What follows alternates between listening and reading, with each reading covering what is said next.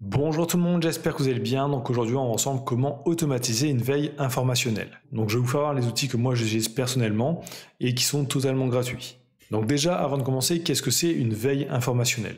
Donc une veille informationnelle, c'est en fait récupérer des informations de manière automatique, donc des informations qui vont vous être utiles pour vous ou votre business. Ça peut être des informations sur un concurrent, ça peut être suivre des blogs, des chaînes YouTube, des newsletters, des offres d'emploi, etc. Ça peut être tout type de choses. Donc je vais vous montrer quelques exemples. Donc avant de commencer une veille informationnelle, il faudra déjà avoir un logiciel de flux RSS ou utiliser un service en ligne qui permet de suivre ces flux RSS. C'est un peu la base.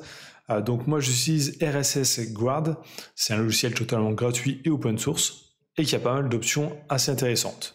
On va même pouvoir scraper du contenu avec ce logiciel pour le transformer en flux RSS. Donc les flux RSS, pour ceux qui ne connaissent pas, c'est en fait des bouts de code, on va dire, proposés par la plupart des sites web et services en ligne qui vous permettent de vous abonner, par exemple à un blog, et vous pourrez être informé sans aller sur le blog des nouveaux articles. Ça marche pour les podcasts, pour les vidéos YouTube, etc.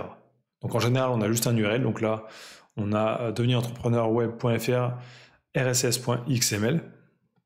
On a juste à l'entrer dans notre logiciel ici, et tout s'affichera ici. Donc là, par exemple, je me suis abonné au flux RSS du forum officiel de Browser Automation Studio, donc un logiciel que j'utilise pour être informé des nouveautés.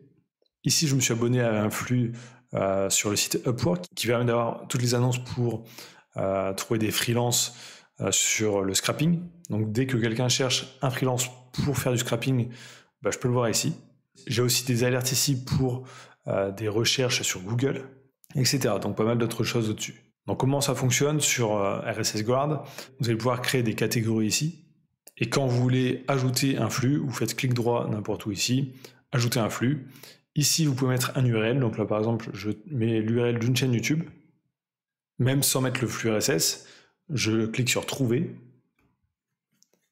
Et là, il va essayer d'aller me trouver le flux RSS qui correspond à cette page.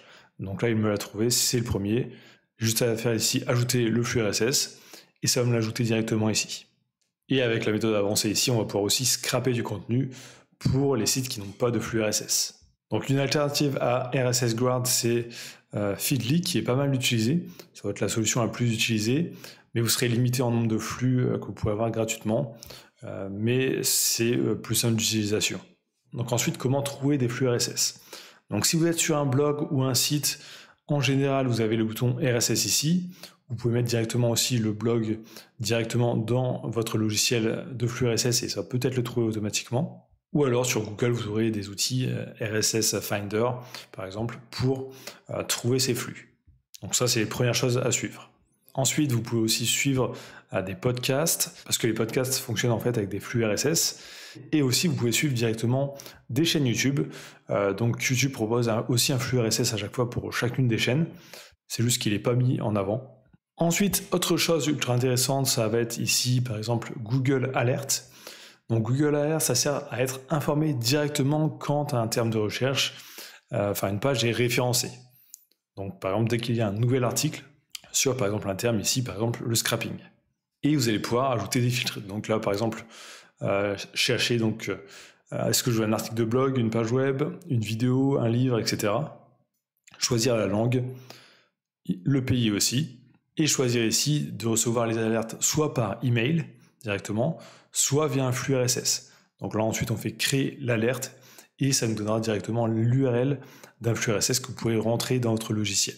Donc là par exemple j'ai une alerte avec comme terme de recherche grosshacking.fr et le mot scrapping. Donc dès qu'il y a des nouveaux sujets sur le scrapping, je pourrais être informé ici.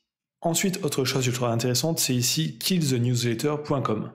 C'est en fait un service qui va vous permettre de générer un flux RSS avec une adresse email. Par exemple, ici, je vais lui donner un nom, test3. Je fais create feed. Et là, ça me donne une adresse email. Avec cette adresse email, je vais pouvoir m'inscrire sur n'importe quel site ou newsletter. Et tous ces emails, je vais les recevoir ici dans mon flux RSS. Donc ça permet d'éviter de donner son adresse email sur plein de sites juste pour recevoir des emails, des newsletters. Donc ça évite de me faire spammer. Donc là par exemple ici, je suis abonné à cette adresse email et je peux voir ici à chaque fois tous les emails qui sont reçus. Donc ça c'est assez intéressant et c'est totalement gratuit. Donc vous aurez le lien dans la description de cette vidéo. Ensuite, autre chose assez intéressante, ça va être les sites de trend, donc de tendance. Donc ça va vous permettre en fait de voir ce qui est tendance actuellement, donc populaire. Donc là par exemple on peut voir ce qui est actuellement populaire sur Google. Donc Google a un outil qui s'appelle Google Trends. Donc on peut voir ici par exemple sur les 24 dernières heures, 48 heures, etc. Donc si vous voulez créer par exemple du contenu qui va buzzer sur YouTube, sur Twitter, etc., vous pouvez utiliser ce genre de service pour savoir directement qu'est-ce qui fonctionne. Donc là on peut voir, il y a 20 minutes, il y a eu pas mal de recherches sur le terme Léa Salamé. Donc là on peut aller directement sur le site pour retrouver ces informations, mais nous on veut l'automatiser, donc il y a un bouton exporter. Et là on peut créer un flux RSS, donc flux RSS, et ça nous donne directement l'URL du flux RSS qu'on va pouvoir ajouter à notre logiciel. Il y a un peu la même chose sur tous les réseaux sociaux. Quelquefois, c'est des services qui proposent ça. Par exemple, là, il y a trend24.in. Là, c'est ce qui est tendance actuellement sur Twitter. Et vous pourrez trouver pas mal d'autres outils comme ça, gratuits, sur un peu n'importe quel site. Donc voilà, le but, c'était de vous montrer un peu quelques outils qui peuvent vous être utiles pour de la veille informationnelle. Donc si vous voulez aller un peu plus loin dans l'automatisation, n'hésitez pas à aller voir, j'ai plein de vidéos sur le sujet et une formation sur un logiciel d'automatisation ultra complet. Donc n'oubliez pas de liker, de commenter, ça m'aide beaucoup, de vous abonner et je vous dis à très bientôt.